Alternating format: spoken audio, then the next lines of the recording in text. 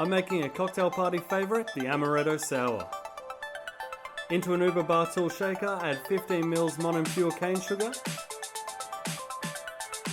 20 ml Monin Lemon Rantcho, made from the zesty Sicilian lemons, plus 60 ml Disaronno liqueur. Add the white of 1 egg.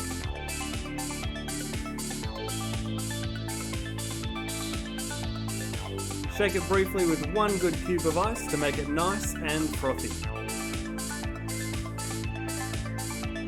Then add a whole scoop of ice and shake again. Shake, shake, shake.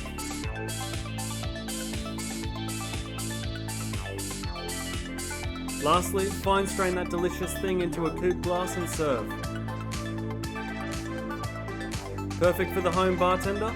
This is the classic cocktail, the Amaretto Sour, made simple. When entertaining, always drink responsibly.